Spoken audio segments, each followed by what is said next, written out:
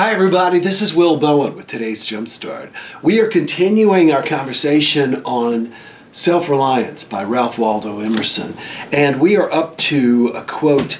This is it. The nonchalance of boys who are sure of dinner and would disdain as much as the Lord to do or say ought to conciliate one is the healthy attitude of human nature. Now, that was a little wordy and archaic. Let me say it again. The nonchalance of boys who are sure of dinner and would disdain as much as the Lord to do or say ought, which means otherwise, to conciliate one, is the healthy attitude of human nature.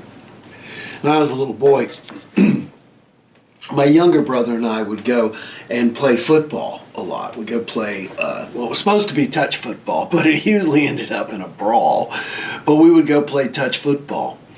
And I can remember those warm summer nights and hearing the cicadas and watching the lights beginning to flicker on. And we're still out there playing football.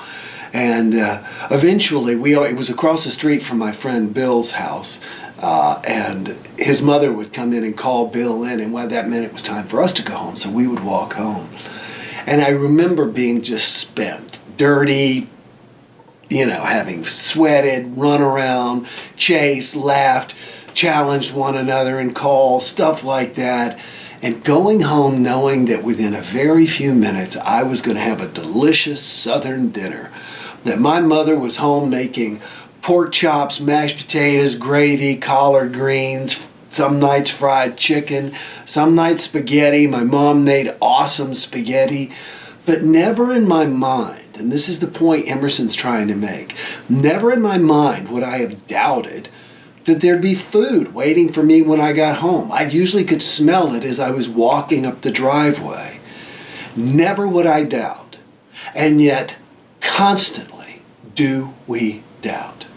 Constantly do we doubt that things are going to work out, that things are going to be the way we would like them to be if we would just hang on long enough, that things are going to occur that we wish to make happen.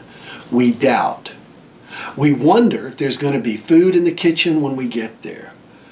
Emerson is saying we need to approach life with absolute certainty such that we know the food is going to be there, so much that we're nonchalant about it. It's just like, it's a given. It's a given. Are your dreams a given or are they a hope for? Can you put your mind into a situation in a place where your dreams are a given? Where you're no longer wishing, but where you're already experiencing it, as we talked about in a previous JumpStart? Can you experience it so much that it becomes like a memory? That's what we need to do. Have that sort of a nonchalance, knowing in her gut. The person I know who has the greatest degree of faith of anyone I've ever met is the Reverend Edwin Gaines. Edwin wrote the book, The Four Spiritual Laws of Prosperity, from which I got the idea of going 21 days without complaining. I just added the bracelet, and Edwin's a very good friend of mine. And I love it because Edwin has said this many, many, many times to many, many people, including me. But when they are going through a difficult time, they'll call Edwin, and Edwin will talk in such powerful ways that things are going to work out. And invariably you find yourself saying, oh, I wish I have your faith. And you know what Edwin always says? Have it. Have it. It's a choice. Have it. Have my faith. Have my belief. So today, have your faith. Have your belief. Know it in your gut. Watch and see what happens. Enjoy today. We'll talk tomorrow. Be sure and leave questions and comments below. Bye-bye.